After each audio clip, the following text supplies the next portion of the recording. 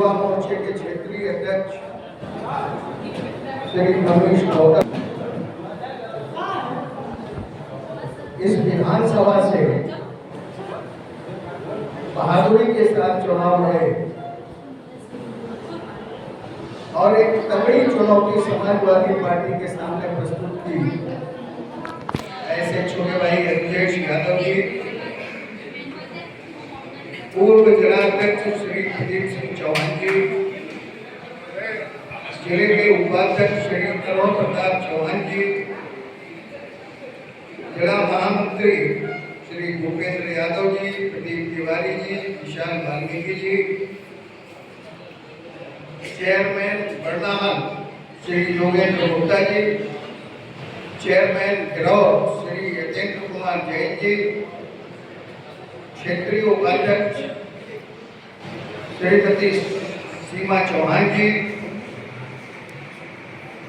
जिले के उपाध्यक्ष प्रदीप राज चौहान जी, श्री राघवेंद्र शांति जी, मंच पर बैठे अंदर वरिष्ठ कार्यकर्तागण तथा इस हॉल में बैठे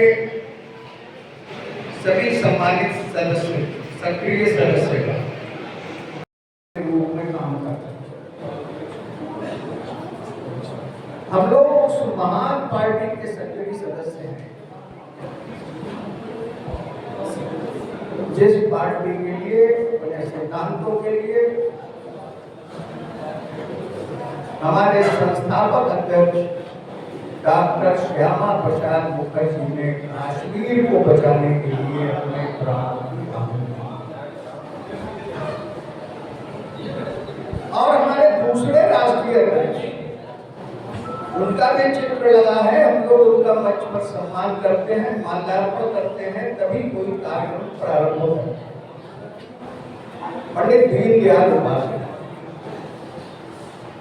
भारत के किसी भी राष्ट्रीय पार्टी के जिला प्रदेश अध्यक्षों ने देश के लिए अपनी जान कुर्बान नहीं की। ऐसी पार्टी के आप सक्रिय सदस्य। भारतीय जनता पार्टी के समर्थक तो बहुत से, वोटर उससे ज्यादा है, लेकिन वोटर से समर्थक और समर्थक से सक्रिय सदस्य, ये भारतीय जनता पार्टी की उस त्यागमयी परंपरा के आप संवाहक। आप सब लोग भाग्यशाली हैं। आप में से कुछ सक्रिय सदस्य पहली बार बने। कितने सदस्य पहली बार बने?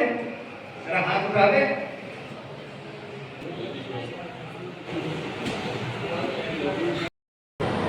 चलिए ठीक है। सक्रिय सदस्य ही पार्टी में पदाधिकारी बनता है, उससे कोई न कोई दायित्व। ये भारतीय जनता पार्टी के जितने नेता, मैं स्वयं, अब वो अडवाणी जी हो, मुरली मनोहर जोशी हो, नरेंद्र मोदी हो, अमित शाह हो, कभी न कभी जीवन में पहली बार भाजपा के सदस्य बने। सदस्य बनने के बाद सक्रिय सदस्य बने। परिणाम क्या हुआ? देश का विकास जैसा होना चाहिए था वैसा नहीं। हम लोग अपनी संस्कृति को भूल गए, अपने स्वाभिमान को भूल गए। आज हमारी पार्टी 20 से ज्यादा राज्यों में सरकार में है, हमारे मुख्यमंत्री। ये बड़ी उपलब्धि है, लेकिन हमें यहीं पर रुकना नहीं। ठीक है कि आज हम विश्व की सबसे बड़ी पार्टी है, देश के ज्यादातर राज्यों में हमारी सरकारें हैं, लेकिन आज भी बहुत सी चुनौतियां हैं। और ये दलों की भीड़ में हम केवल चुनावी राजनीति के लिए राजनीति नहीं करते, केवल चुनाव लड़ने के लिए राजनीति नहीं करते। चुनाव आया 6 महीने पहले निकल पड़े कि हमें तो चुनाव जीतना है, ये हमारी परंपरा में नहीं है। हमने आज जो राजनीति में अपनी जगह बनाई है वो संघर्ष के कारण बनाई है। हमारी विश्वसनीयता आज समाज में जो लक्ष्य लेके 1951 में भारतीय जनसंघ की स्थापना हुई, धारा 370 के विरोध में, समान नागरिक संहिता, राम मंदिर का निर्माण, हिंदू संस्कृति की पुनर्स्थापना और राष्ट्रवाद, और आज हमारी पार्टी उसी रास्ते पे चल रही है। हम किसी व्यक्ति के लिए काम नहीं कर रहे। कांग्रेस का भी यही हाल है। राहुल गांधी को कुछ बनाना है, कांग्रेस की उसी पे विचार करते हैं, उसी के लिए लगे। लेकिन आज हम उनके लोगों को देख रहे हैं क्या हाल है। लेकिन भारतीय जनता पार्टी, चाहे अटल अडवाणी रहे हो इसके राष्ट्रीय अध्यक्ष, और चाहे आज नड्डा भी हमारे अध्यक्ष हो, प्रधानमंत्री नरेंद्र मोदी हो, अमित शाह हो गृहमंत्री, उन्होंने तय किया कि प्रधानमंत्री के उम्मीदवारी के लिए हम नरेंद्र मोदी को घोषित करें। प्रभावशाली राजनीति, और इसलिए भारतीय जनता पार्टी गर्व करती है। सदस्यता के हिसाब से हम विश्व की सबसे बड़ी पार्टी, और भाजपा के लिए चुनाव एक युद्ध की तरह है। चुनाव केवल एक चुनावी जुमला नहीं है, और आज की तारीख में इस युद्ध के दो सबसे बड़े योद्धा माननीय नरेंद्र मोदी और माननीय अमित शाह इस पर बने। हम सभी कार्यकर्ताओं को पूछना चाहिए कि वक्फ बोर्ड से आज तक मुसलमानों को लाभ क्या। हम इस बात की चर्चा कर सकते हैं। हालांकि आप लोगों ने फार्मूले पुराने हो चुके, आप सब लोग पिछली राजनीति को याद करिए। यादव मुसलमान मिल जाएगा तो कैंडिडेट जीत जाएगा।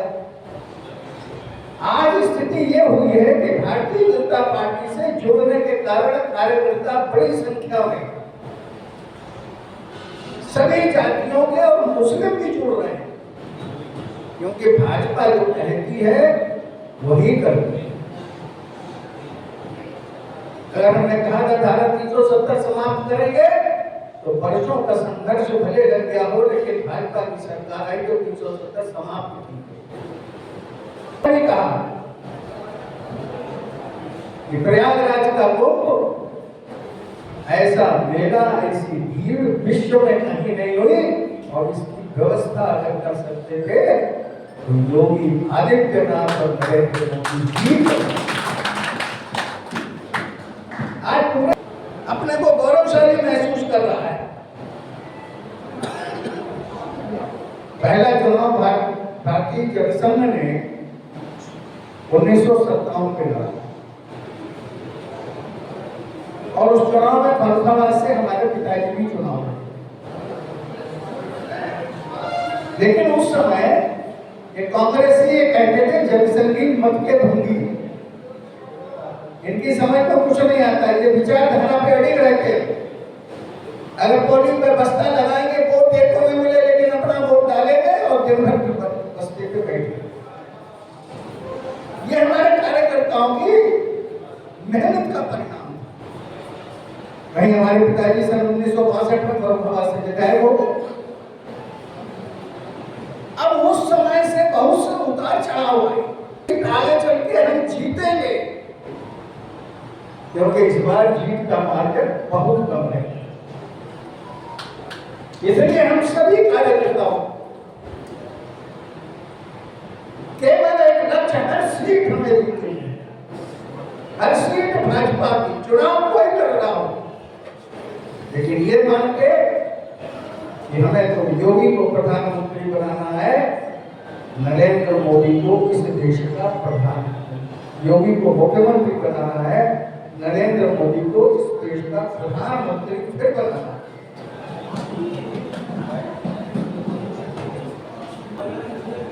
भारतीय जनता पार्टी बनी, उसके पहले जनसंघ, और जनसंघ किन परिस्थितियों में समाप्त हुआ उससे पूर्व वक्ताओं ने उस पर प्रकाश नहीं डाला, उस पर मैं 2 मिनट डाला। इंदिरा गांधी ने सन 1974 में जब उनका लोकसभा का चुनाव अवैध घोषित कर दिया गया, उन्हें लगा कि अब हम लोकसभा के सदस्य नहीं रहेंगे, इस देश के प्रधानमंत्री नहीं रहेंगे, तो कानून का दुरुपयोग करके संविधान के विरुद्ध इस देश में इमरजेंसी लगा। यहाँ पर बहुत से लोग हैं जो इमरजेंसी के टाइम में छोटे रहे होंगे, लेकिन इमरजेंसी की विभीषिका हम लोगों ने सुनी होगी, देखी होगी। जबरदस्ती पकड़ के नसबंदी कर दी जाती, सभी पार्टियों के नेताओं को जेल में ठूस दिया गया। तब जयप्रकाश सशक्त इस देश के अंदर, लेकिन उस समय के हमारे नेता मुरली मनोहर जोशी, अडवाणी,